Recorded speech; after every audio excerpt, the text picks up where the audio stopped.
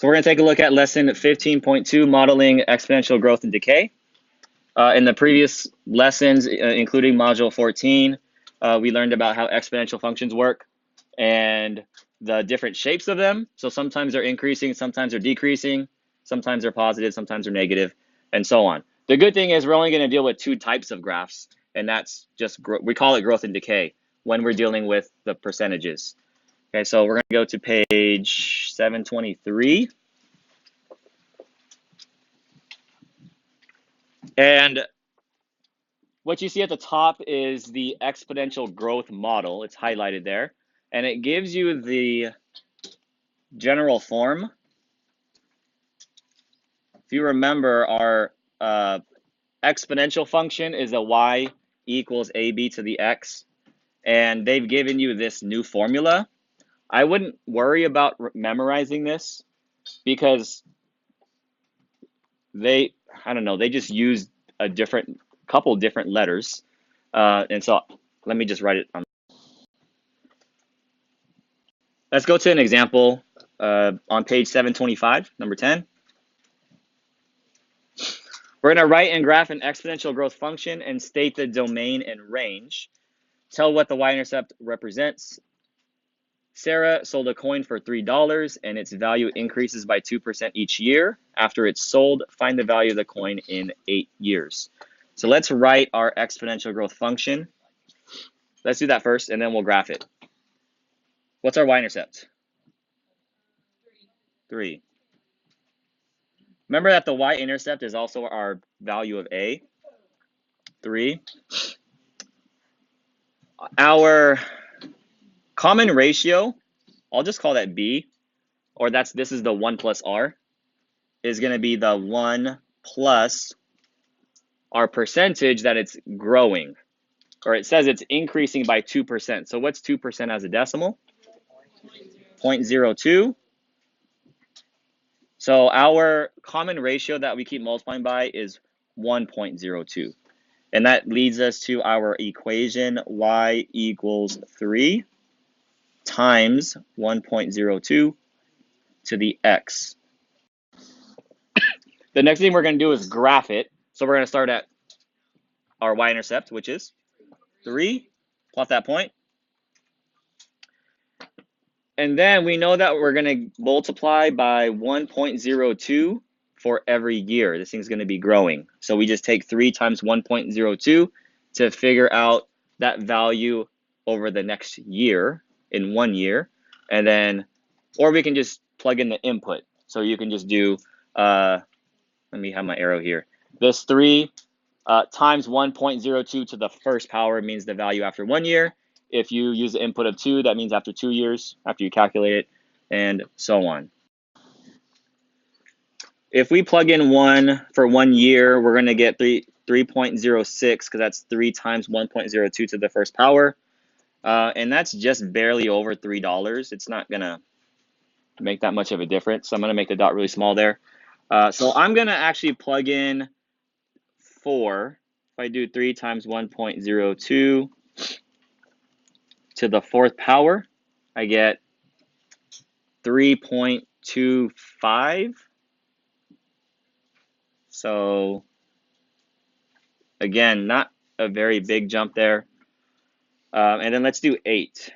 3 times 1.02 to the 8th power.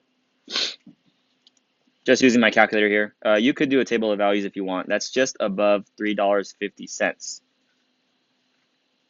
Wait, my last point wasn't accurate enough. So that was supposed to be a little bit higher. Okay. Remember that since we're multiplying by a common ratio, this is not linear. Does it kind of look linear though? Kind of, sort of. It's just going to be slightly curved. The growth here, well, that's kind of bad. But the growth is very, very small each time, but the growth isn't the same each time. Remember, that's what we call the constant rate if it's going to be linear. The next thing we need to do is state the domain and range. The domain is all of the inputs that we could use here. or the x values, right? What's our lowest input or x value we could use? 0 is the lowest one, right? That's at the very, very beginning. And I could plug in, this is continuous, I could plug in, fractions or decimals. I can plug in 1 or 2 or 3 or 4 and so on. And can I keep going all the way, or is there a point where I stop? So we're going to go from 0, and it can equal 0. So I'm going to use the less than or equal to symbol there. But it can go all the way up to infinity. Our range is going to represent the output values. What's the lowest output or y value that we have here? 3. Can it equal 3? Yeah. So we have 3 is less than or equal to y. And is there a certain amount that it's going to stop at, or is it going to keep growing? It's going to keep growing. So then we have less than infinity, or it goes to infinity. So that's going to be our range. And the last thing we need to do, and I'm going to fix this in a moment. I actually messed up on the graph. The graph is supposed to be curving the other way. So I'll show you what that looks like. But let's look at 8 years. If x equals 8. Oh, we did that already, didn't we? It's on the graph. We just do 3 times 1.02 to the 8th power. And that's going to be, I already figured it out. It's about 3.51, and we graphed that. 3.51 what? Dollars, since it's the value. Right, that was the very, very last statement that we had to figure out. Find the value of the coin in 8 years. So let me fix the graph.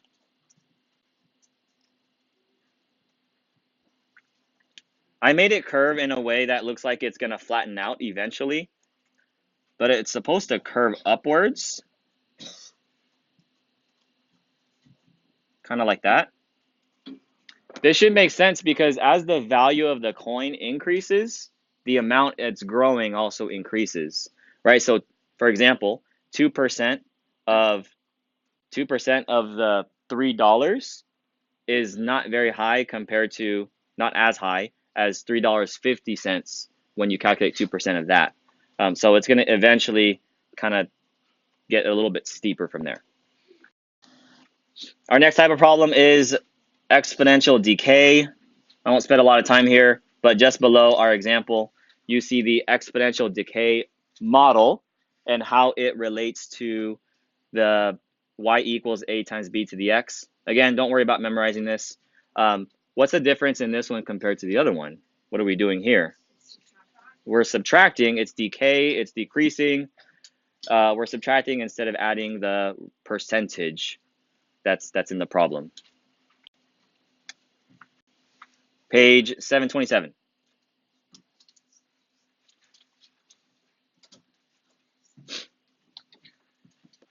I'll actually have you try this problem, and then we'll work through it. So our y-intercept is 17,800. That's the starting value. The common ratio, since it's depreciating at a rate of 9% per year, we're subtracting 9%, and we're getting our common ratio to be 0.91. That's 91%. That's what's left over. So I set up my equation to be this, and I used inputs of 0, 2, 4, and 6. And since I used my calculator for that, I don't know the exact numbers here, but I can tell you that after 2 years, it's going to be, I think I got 14,700, somewhere around there. At 4 years, it was above 12,000. At 6 years, it was about 10,100, and so on. If you want to get more points, you can, but it's going to create this curve. Remember, this is not linear, since that it doesn't have a constant rate of change. The domain is the amount of years since 2006. Our inputs start at 0, and it goes on until infinity. So we can keep going and use any input we want after that. And notice I put equal to, it can equal 0. For the range, This one's a little bit trickier since it's decreasing. So you can think about where we start. The biggest or the largest the value of this boat is going to be is 17,800. So I put that over here as my biggest value. It'll go down from there. And notice I put equal to. But the smallest it's going to be is, well, it's going to approach it, but will it ever equal 0? If you just keep depreciating, it's never going to reach exactly 0. So I just put the less than symbol right after the 0 there. The only thing I need to find is the worth, how much the boat is worth in 2013. And because the time says years since 2006, how many years is that from 2006 to 2013? That's 7 years. And that means I want to find out the value after the 7 years. So I can just use an input of 7. And in my calculator, I'll do 17,800 times 0.91 to the 7th power. And that gives me $9,198 and 35 cents if you want to include that. But that's accurate enough. And let's do one more example on this page at the bottom. The graph shows the value of 2 different shares of stocks over the period of 4 years since they were purchased. The values have been changing exponentially. Use the graphs provided to write the equations of the functions, then describe and compare the behaviors of both functions. I'll go ahead and do one of these, and you try the other one before the solution shows up. So I'm going to do stock A. Stock A is this one right here. Let's write the function, and then we can compare what's going on here. So stock A starts at 0 years since purchase, $150. That is our y-intercept. Let me label this A. Y-intercept is 150. And this thing is increasing or decreasing? It's decreasing. So we know that we're going to do 1 minus some percentage. We don't know what this is. There's another way to figure this out. I'm going to do some work off to the side here. I know that after 0 or in 0 years, I have $150. That's the dollars per share. And the term after that, if you look on the graph, if I go to the next year, what's the value per share? It's going to be $45 per share. And if you remember thinking back to geometric sequences, if we take a term and divide it by its previous term, that gives us the common ratio, right? And that's actually going to be that common rate or the B value that we need. So I'm going to take 45 divided by 150, and I would rather have this as a decimal. So it looks like this reduces to 3/10, 0.3, or I guess a decimal is fine too. This is not erasing. 0.3. So how much did it decrease? Can you tell how much percent it went down?